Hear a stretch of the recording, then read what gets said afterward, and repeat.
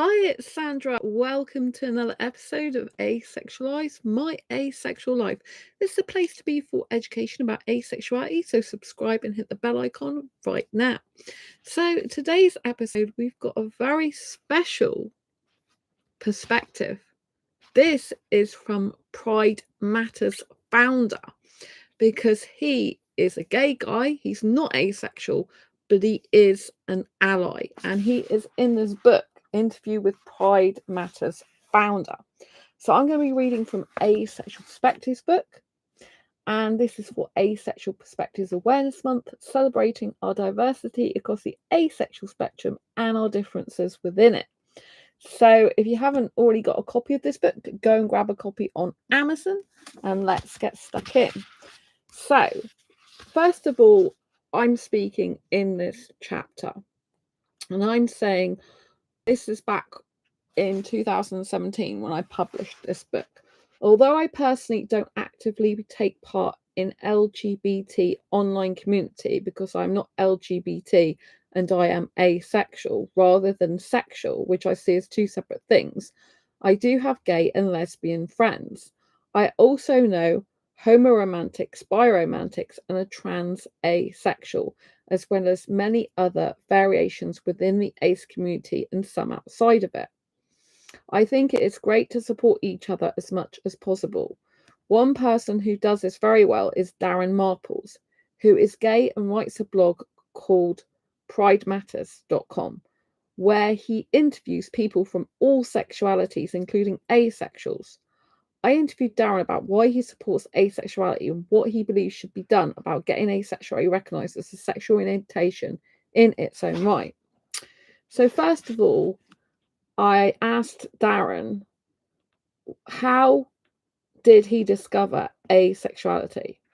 I saw an interview with David J., the founder of Avon in the USA, and I was aware that A was added in the extended LGBT plus for asexuality, but wasn't aware of much more.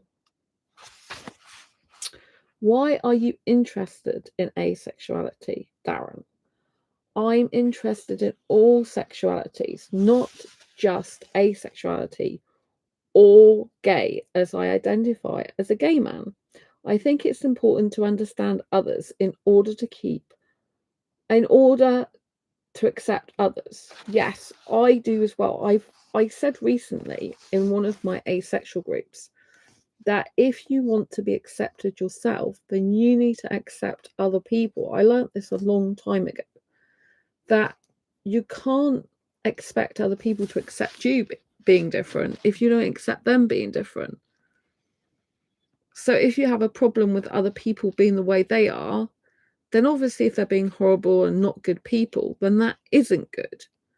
But if they're just different sexuality to you, different gender, different ethnicity, then it's okay to be different like that. And it's important that you recognize that if you want to be accepted for being different, you need to accept others. You can't expect people to accept you if you don't accept that.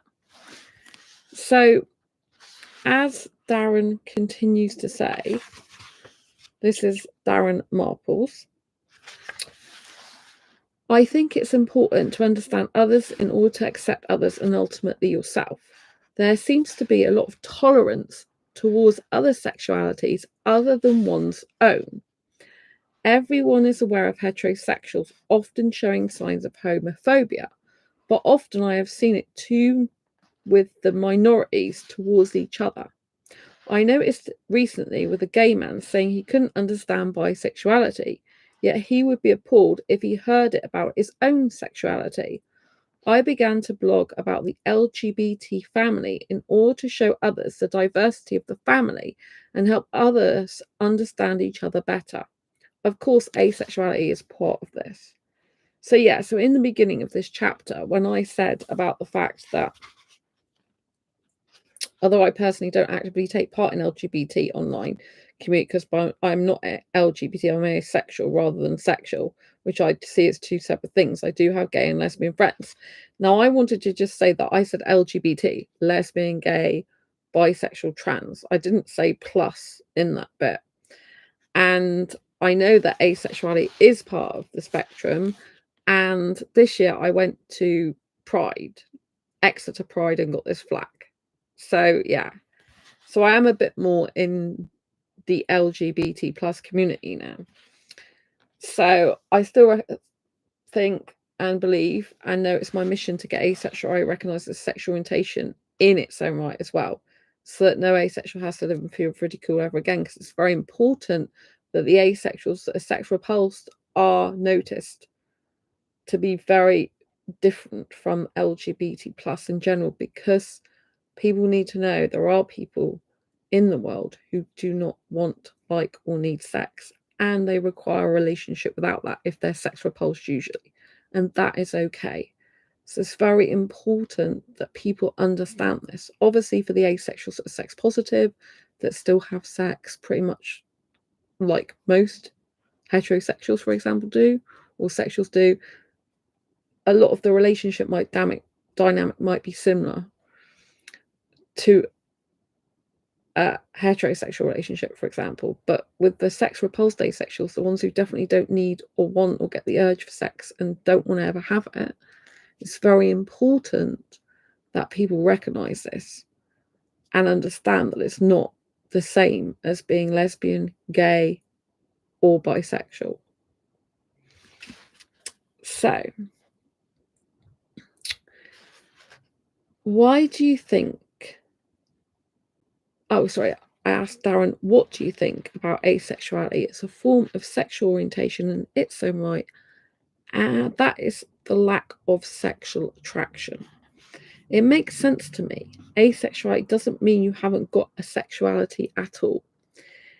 After all, there are varied parts of the sexuality: demi, grey, aromantic, heteromantic, and so on, which I think is a really valid point, because some people say, oh, asexuality is no sexuality. So because you lack sexual attraction, you don't have sexual attraction. Obviously, some asexuals have limited, rare, or specific circumstances sexual attraction in terms of grey asexuals. But a lot of people do say, oh, asexuality is not a sexual orientation. How can it be when you're not sexually attracted to someone? So it's not an orientation, but it is. Like Darren says, it makes sense to me. Asexuality doesn't mean you haven't got a sexuality, which a lot of people think you haven't if you lack sexual attraction, as there are varied parts of the sexuality, such as demi, grey, aromantic, heteromantic, and so on. So this is very, very valid. What do you understand a lack of sexual attraction to mean? This is to Darren, who's a gay guy. He's not asexual, but he's an ally to asexuals. Exactly that. You're not interested in someone sexually, but this could vary too from none to little. What do you think about someone not experiencing sexual attraction? I don't view them as any different to anyone else. The sexual spectrum, it says, is colourful, and they are just as valuable in understanding sexuality as the next. We are all nature's creations. People need to accept that. Many years ago, people used to say, oh, I've just got a low sex drive. Now we are identifying things better so we can understand ourselves better than ever. I do want to say, though, that some people who have a low sex drive are not identifying as asexual. They just identify maybe as a sexual person, such as a heterosexual with a low sex drive. Do you know anyone personally who is asexual?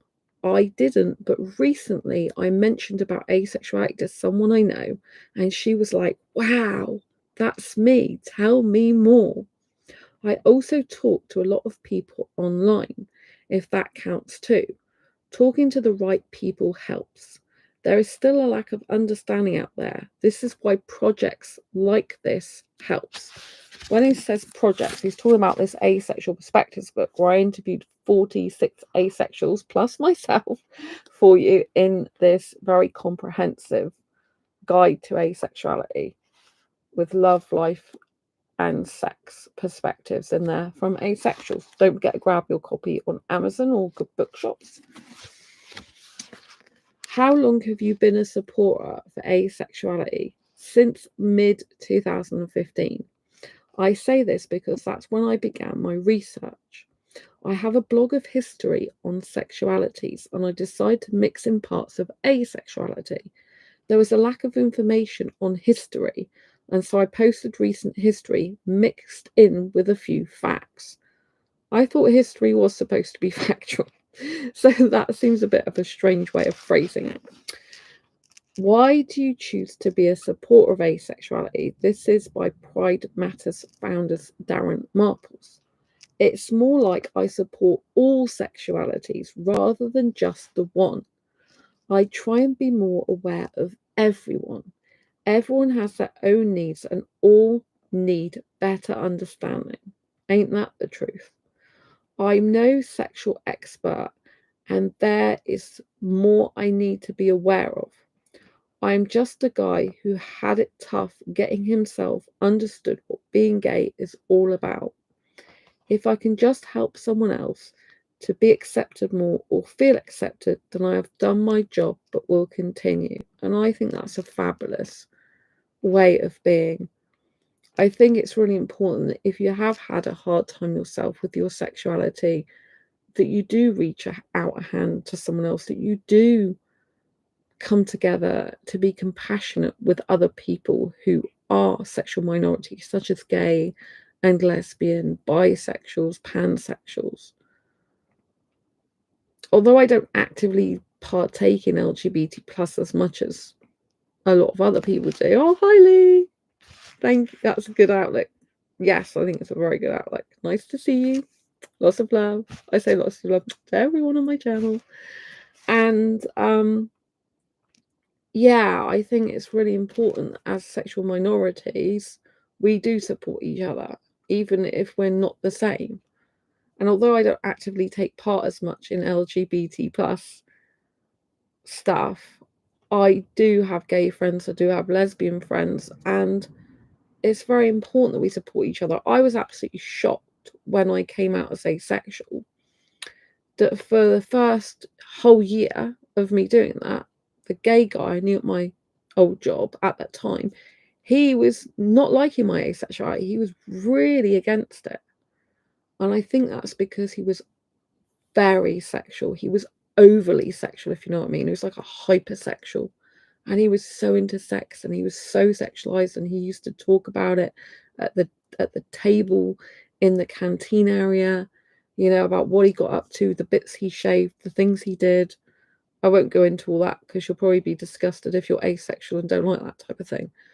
But, you know, he was very outward about that. But when I mentioned asexuality and started talking to him about that, he didn't like it. He couldn't understand why someone would want that type of relationship and be without sex or not want sex or need it or like it. But I thought it was shocking coming from another sexual minority who was gay that he would be like that. So I like the fact that in this asexual perspectives, but Darren is the opposite to that.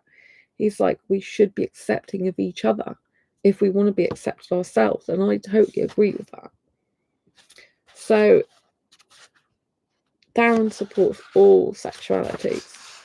Can you tell me in what ways you have shown your support for asexuality?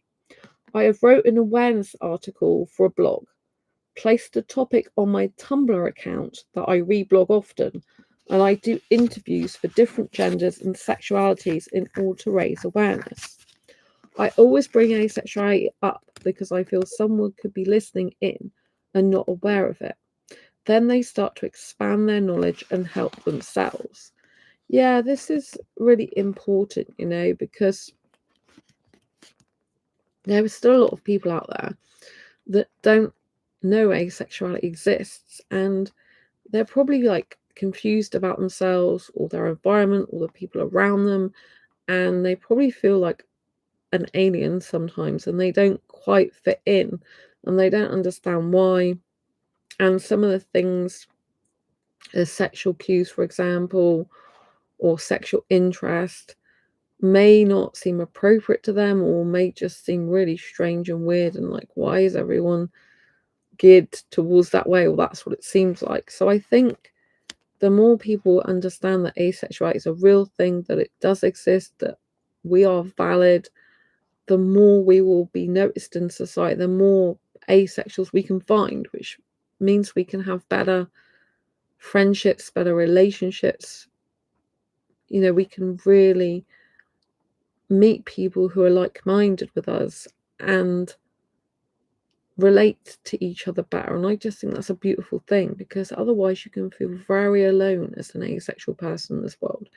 You can feel very cut off, very isolated. And if you've got family, friends currently that don't really understand asexuality or don't even know it exists, it can be very difficult. You can feel very lost and alone and like, what on earth's going on in the world? It's like speaking a foreign language often. Why do you think some people are prejudiced against asexuality? Prejudice is born out of a lack of knowledge. There are statistics that suggest that asexuality counts for 1% of the population. Then they go on to say, but because of the lack of knowledge, some people may not be aware they are asexual. So how do they know the stats are right? They don't. It's hard to understand anyone's sexuality other than your own. There isn't enough awareness in general. Remember, asexuality lacked any form of awareness only 14 years ago, even though Alfred Kinsey spoke about it in the 1950s. Not many people took him seriously enough in any of his findings. So there we go. Lee, that's true. It can seem like we have forgo other aspects of friendship or intimacy.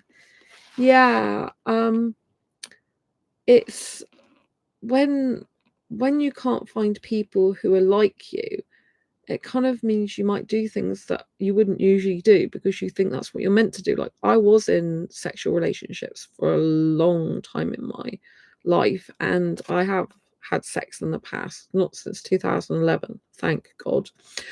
And I thought I had to do that as part of a normal relationship, and that's what's expected of me. And so for me, it was like really difficult at the end because I couldn't bring myself to do that anymore after that relationship ended. I just knew I didn't want sex. I couldn't have it. I couldn't force myself to have it. I couldn't do it. And even if I was aroused, I still didn't want sex. And even if I thought the guy was amazingly good looking and wanted to snog his face off, I still didn't want sex. So I think it's hard if you're a person who's very different to other people around you. You don't know asexuality exists because you can just feel like, what's going on? Like, I'm just a completely different species to everyone else. I honestly thought I was the only one in the world, planet, and universe that didn't want, like, or need sex in a relationship. Prior to 2014, me finding out I'm asexual, I thought I was the only one. I didn't realise there was any more people like me in the world. I never thought anyone like me existed. I honestly thought that I was just an anomaly and that I was in a world full of people not like me in that way, and that I was going to be on my own forever and never find someone for a relationship. I'm still on my own now, I'm still single, but at least I have the knowledge, you know what I mean? And I know that it is possible to get a relationship without sex and with kissing and cuddling and stuff, you know? And at the moment, I'm happy being single. I'm on a dating detox at the moment anyway, even though I'm in Matthew Hussey's Love Life Club to learn more about healthy relationships and dating. I'm still on a dating detox. I don't want to be going back into that situation again. So, yeah. So also, Darren says it's hard to understand anyone's. Oh yeah, we've already covered that. It's already hard to understand. It's hard to understand anyone's sexuality other than your own. I think though that if you do have friends and people you know that are different sexualities, I think that does help the understanding, because the more you talk to them, the more you kind of understand their point of view and where they're coming from. So I have a friend who's gender fluid and they cross-dress sometimes, and you know, they're into stuff that I'm not into, like BDSM, some BDSM stuff, and I understand more about what that's like because I've got a friend like that. He's into guys, so I don't match that criteria obviously, but he likes girls aesthetically and romantically, but he's into guys sexually. So yeah, he's actually, I think he's pan romantic, you say. pan-romantic homosexual, pretty much.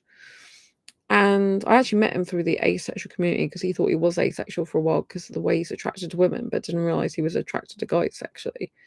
But because I talked to him, then I kind of understand his point of view and, being attracted to through him, what it's like to be attracted to different genders.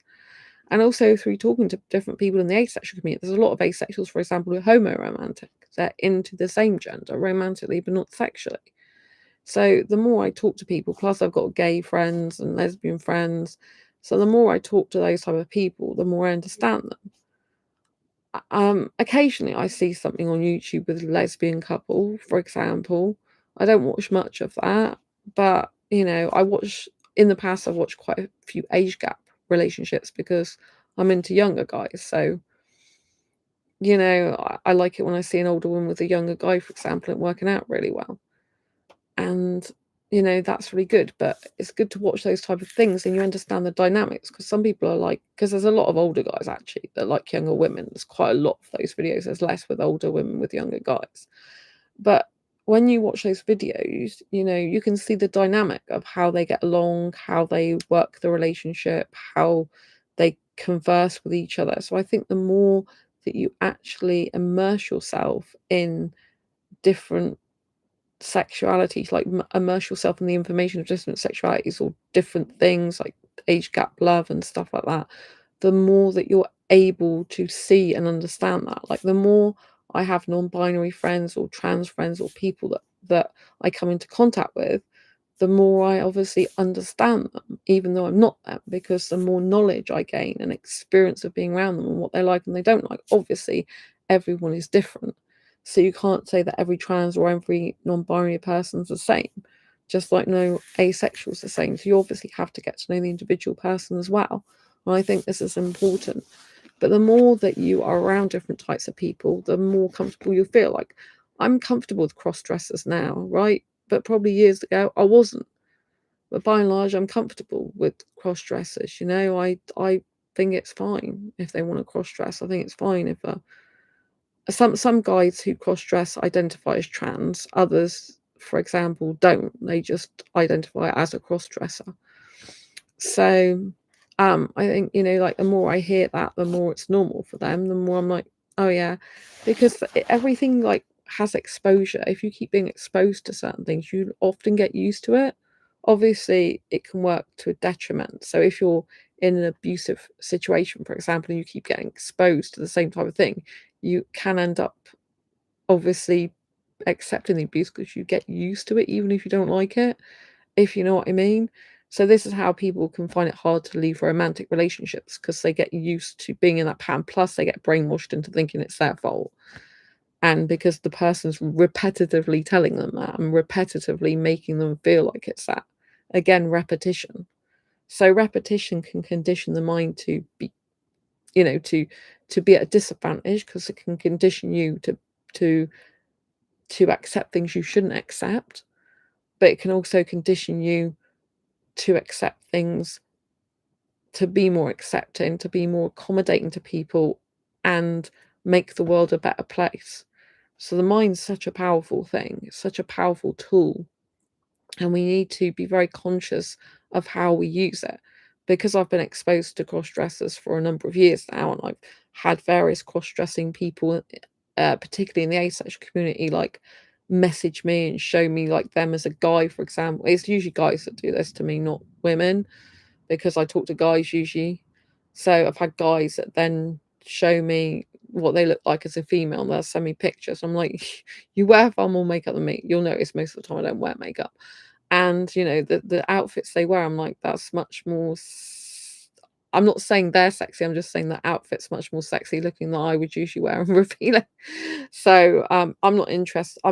I can get attracted to guys, but if they dress like a woman, I'm not attracted to them, because I'm not attracted to females. So some guys that dress as a cross-dresser, when they're when they look like a guy, then I can be attracted to them. But as soon as they start dressing up like a woman and put makeup on and with the wig and everything, I'm like, I'm really not attracted to you.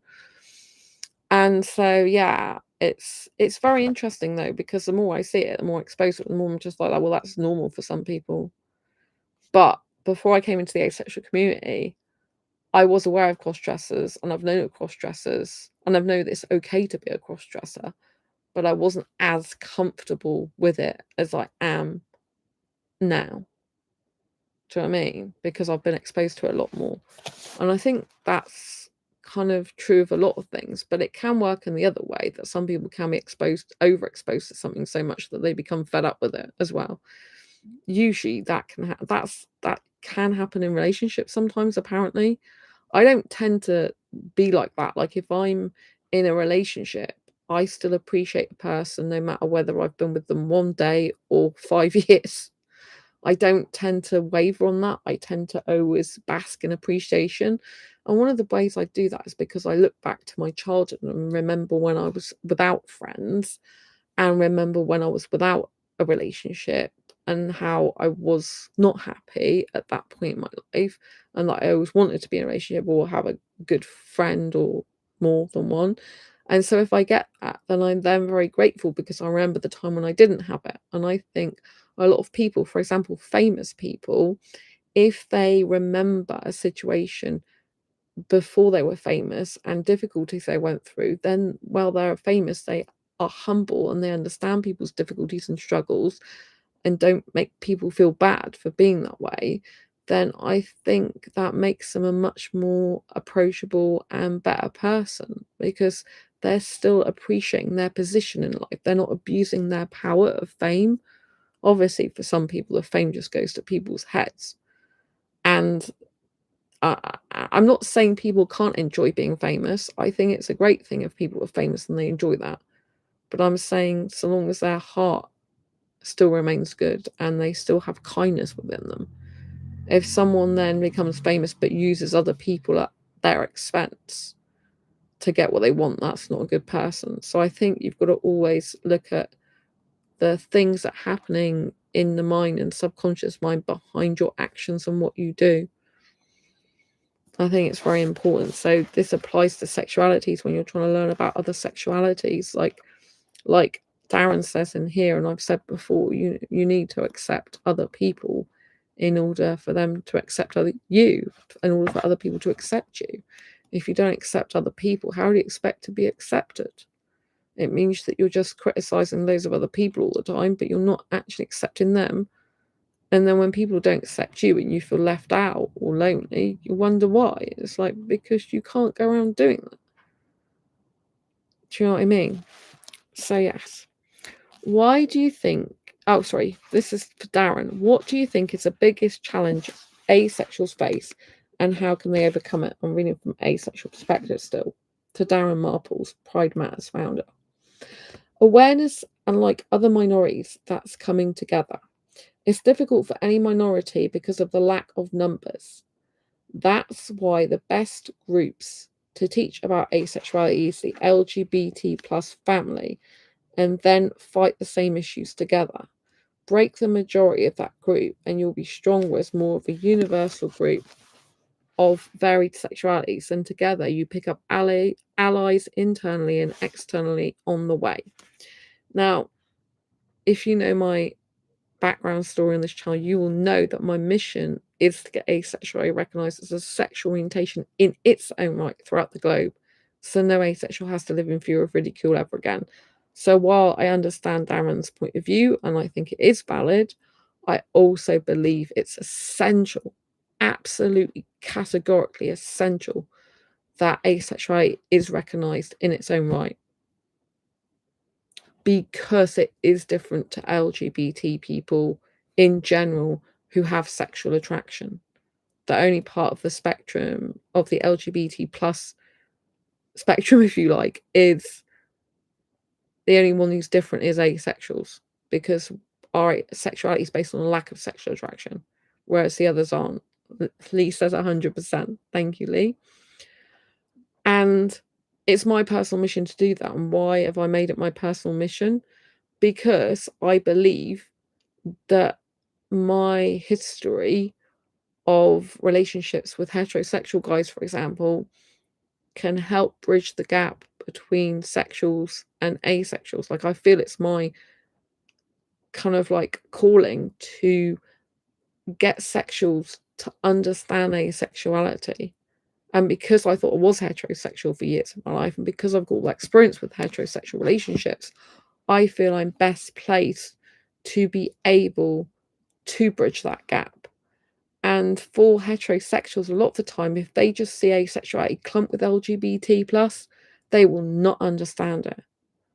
Like, because I thought I was heterosexual for years, you've kind of got to put yourself in a heterosexual position in order to be able to understand how are they going to understand asexuality. Like, what language do they use?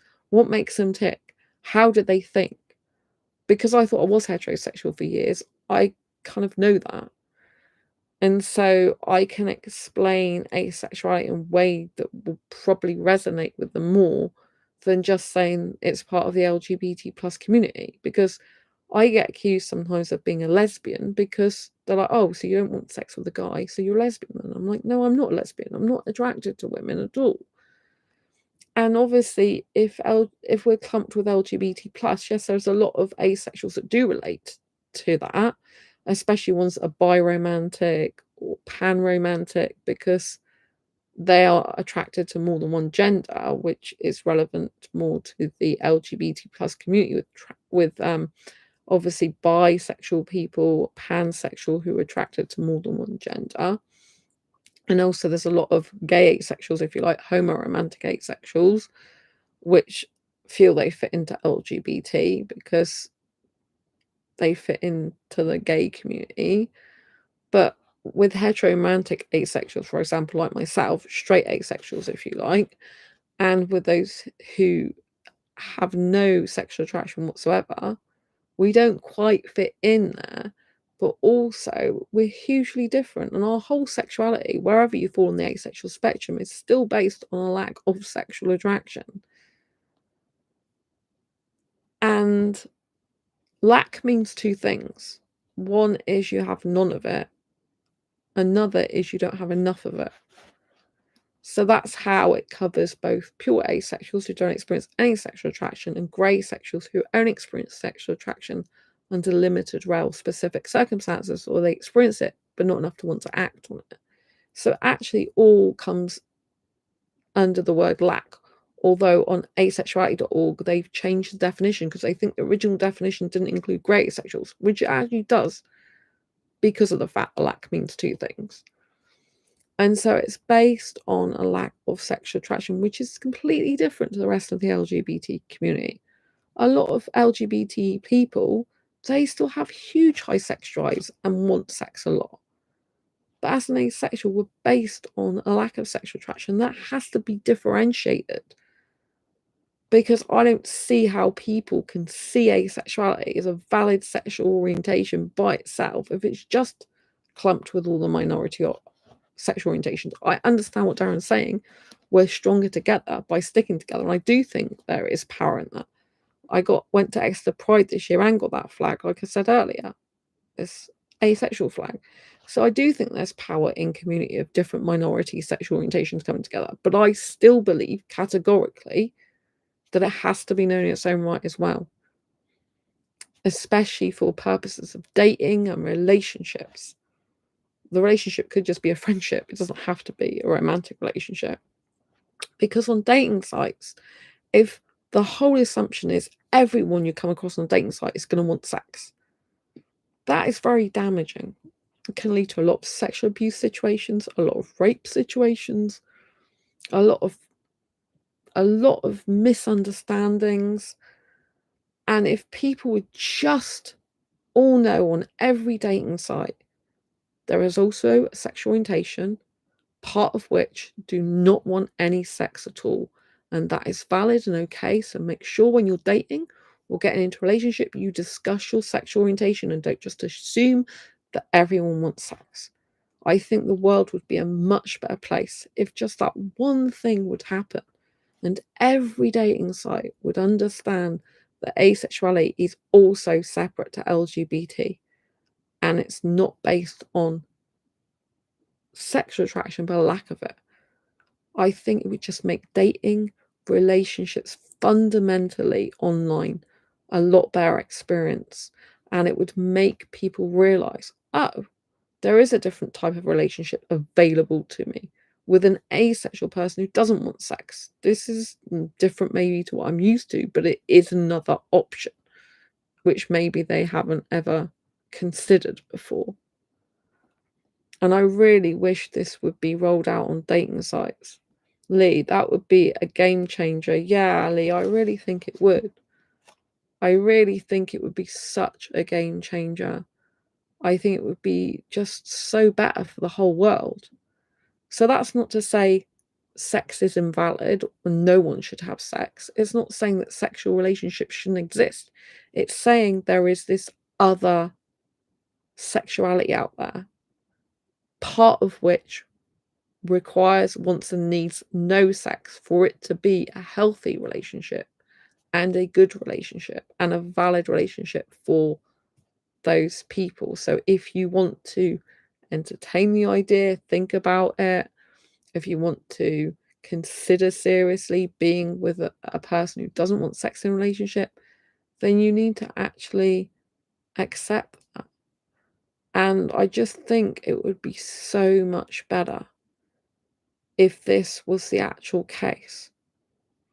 It would just be incredible, and it would be very, very validating for asexuals as well. So, in Darren's opinion, what more can be done to get asexual recognised as a form of sexual orientation in its own right that is a lack of sexual attraction? Darren said campaigning, I guess, to do online petitions, rally up numbers for gay pride events, probably most of all a figurehead celebrity would help. Radio, TV, film, talk to soap writers and ask for storylines, talk to schools and ask them what campaigning they do on behalf of asexuality within the schools. There are a lot of projects out there that may or may not be making people aware of asexuality. The more people they receive emails from on the matter, the more likely people will understand. I think that's a valid point. I don't understand why they've specifically said rally up numbers for gay pride events, because obviously if you're an asexual that's not gay at all, that might be a little bit odd for those people. And it's not just people on the asexual spectrum and not just gay asexuals, for example, homoromantics. You could have, like I said, heteroromantics. So I wouldn't necessarily say that. I think there should be a lot more asexual pride events, like in and of themselves. I think that would be awesome. Extra info. What name would you like to go under for this book? Full name. This is Darren Marples. He lives in the UK, and at the time of writing this, in 2017, he was 48, and he is Pride Matters founder. So, yes, that you've been listening to me read from Asexual Perspectives book. Don't forget to grab a copy if you haven't already of this very important book. This book doesn't just give you textbook definitions of asexuality like most people do. This actually shows you asexuality in real life context through the story interviews in this book, including my own. So make sure you grab a copy of that on Amazon, Barnes & Noble, Waterstones, Blackwell's, Walmart, all good bookshops you can get it from. And also grab a copy of my other best-selling asexual book, Diary Confessions of a Hyperromantic Asexual, 78 Life Lessons to Ace Your Life. I'm working on the workbook to go with this as well, that you can buy separately, which is 78 Life Lessons to Ace Your Life Diary Confessions workbook, which is your own diary book to work through based on these life lessons. It's amazing. So yeah, I haven't finished it yet. I've got 3 more chapters to write and just to finish the intro off. It's exciting. Should be out soon. So yes, and while you're there, don't forget to grab a copy of my superhero self-help handbook. Fibromyalgia Self-Help Handbook, How to Manage Fibromyalgia to Have Less Pain, More Energy and Feel Happier Like a Superhero Rock Star. And this can help manage your pain in up to 25 aspects of your life, even if you don't have fibro. Look, I'm in my Ace Fibro Girl costume there. Real life superhero, see? Love it. Anyway, that's on Amazon as well. So thank you for watching. Don't forget to give this video a thumbs up if you like it. That's really important because it helps raise awareness of asexuality and gets more eyeballs on this channel. It's really good to have your support as well. So thumbs up. Lee says, yay. And don't forget to subscribe if you haven't already, and hit the bell icon so you never miss an episode. There are lots of people who watch this channel, but they aren't yet a subscriber. Please subscribe, because it really helps the channel to grow, helps raise more awareness of asexuality, and as does your thumbs up. What do the thumbs up do? Not only do they give me joy and pleasure from seeing a thumbs up on these videos to see that you like this type of content and helps me to decide to do more of it, also shows the YouTube algorithm people like this video, so we should show it to more people, which in turn raises awareness of asexuality. So if you're a person who wants to help raise awareness of asexuality, all you have to do is pop a thumbs up, and that will have a knock-on domino effect to help raise it. And don't forget to share this video if you've got any friends or people who want to know more about asexuality, or you've got someone who might want to be an asexual ally. It'd be good for them to hear this video. Thank you, Lee, for being in chat tonight. Thank you, everyone else, for watching. It could be daytime, morning, wherever you are, and I'll see you soon on the next video live stream. Lots of love. Take care. Bye. Stay ace.